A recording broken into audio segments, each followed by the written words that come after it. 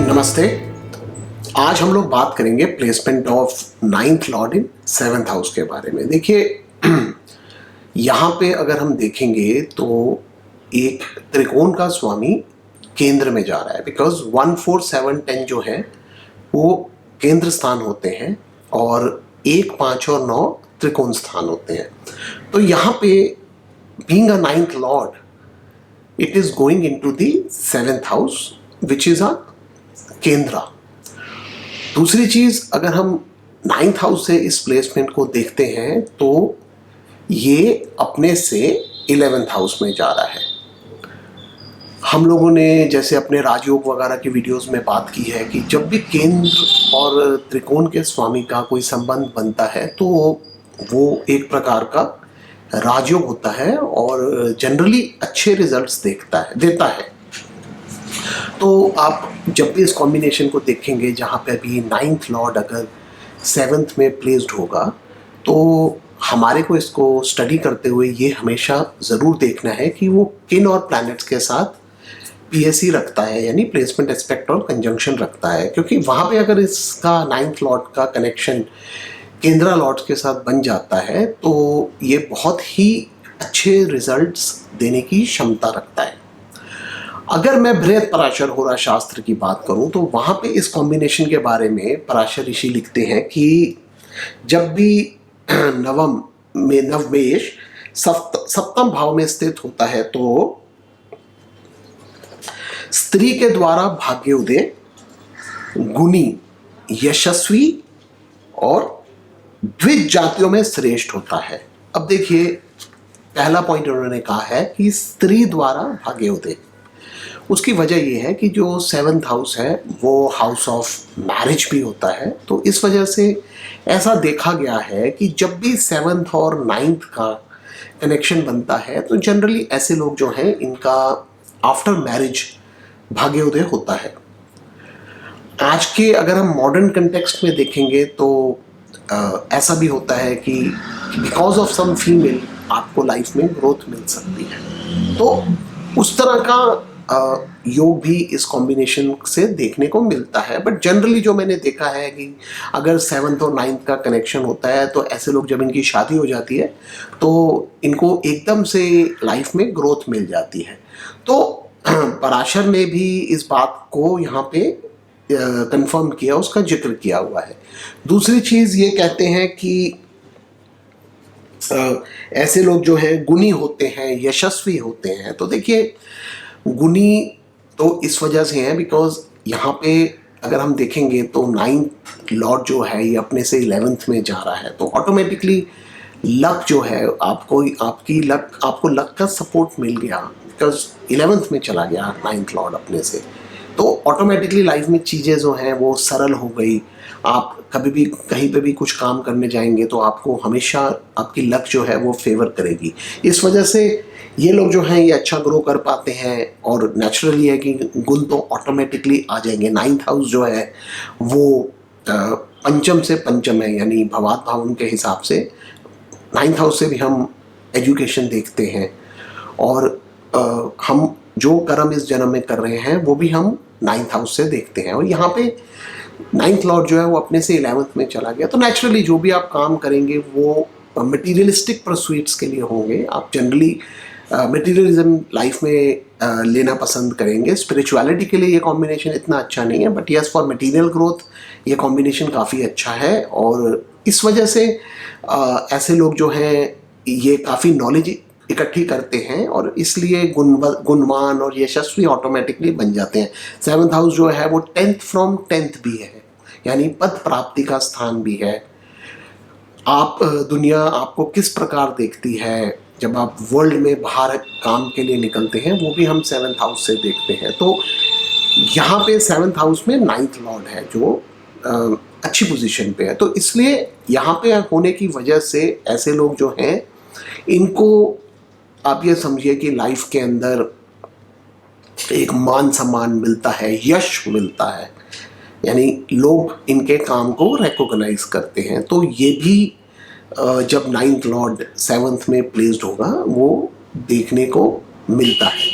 अब यहाँ पे अगर हम एक और जो वर्ड है जो पराशर ने दिया हुआ है वो दिया हुआ है द्विजाति, यानी द्विजातियों में श्रेष्ठ। अब देखिए विच वर्ड जो है दैट मीन्स ट्वाइस बॉर्न, अगर मैं इंग्लिश में इसको कन्वर्ट करूँगा तो देखिए ट्वाइस बॉर्न जनरली अगर कोई भी जातक किसी गुरु का मंत्र लेता है या दीक्षा लेता है तो उसके बाद ऐसा कहा जाता है कि वो ट्वाइस बॉर्न हो गया, बिकॉज पिछली ज़िंदगी को छोड़ दिया और नई ज़िंदगी में कदम रख लिया। 9th हाउस जो है वो गुरु का घर भी है।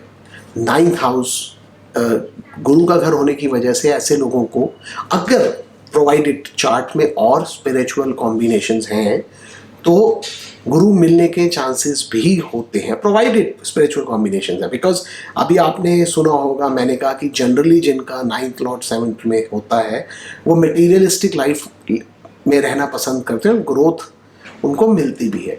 बट आपने ऐसा भी देखा होगा बहुत बार क्या होता है कि कोई लोग होते हैं वो काफ़ी अच्छा लाइफ में ग्रो करते हैं और अचानक से उसके बाद वो स्पिरिचुअलिटी में आ जाते हैं, यानी वो एक स्पिरिचुअल लाइफ अपना लेते हैं।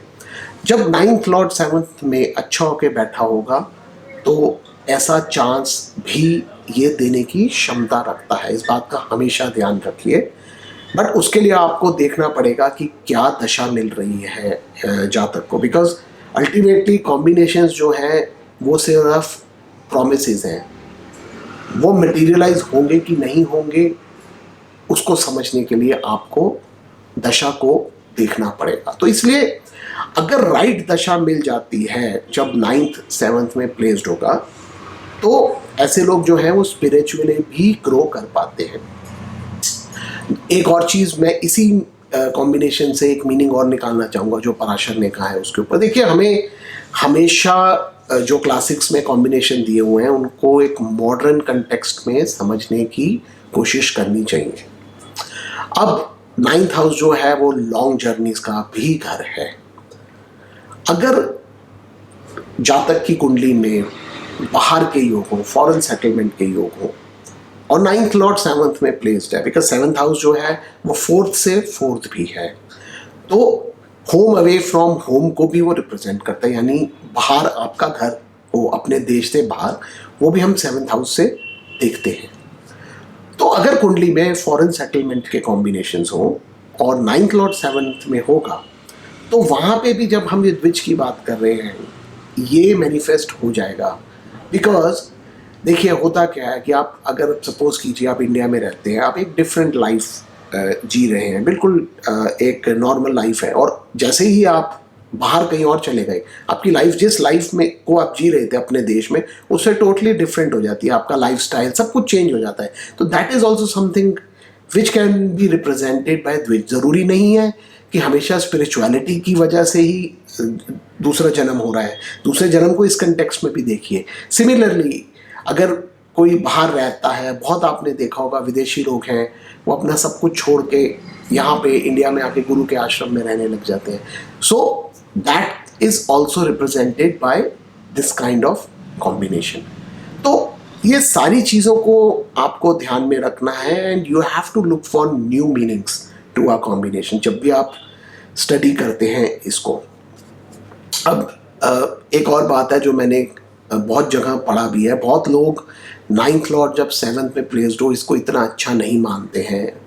उनकी रीजनिंग ये रहती है कि जो 7वां घर है वो मारक स्थान है और 9th लॉर्ड अगर मारक स्थान में आ जाएगा तो इतने अच्छे रिजल्ट नहीं देगा, क्योंकि 7वां जो घर है जो ये जो 7th हाउस एज अ केंद्र इज अ मारक स्थान ऑल्सो। तो इसलिए बहुत लोगों ने, बहुत स्कॉलर्स ने 9th लॉर्ड इन 7th को इतना अच्छा प्रेज नहीं किया है और बोलते हैं कि it is generally not good for luck, because luck जो है वो मारक स्थान में आने से वो मारक भी बन जाता है वो ग्रह और इतने अच्छे रिजल्ट्स नहीं देता है। तो देखिए कोई भी ग्रह जो है उसमें ब्रह्मा विष्णु महेश तीनों होते हैं, वो आपको क्रिएटिविटी भी देगा, बर्थ भी देगा, प्रिजर्वेशन एज विष्णु भी देगा और संहार यानी डेथ भी देगा। तो जब डेथ का समय आता है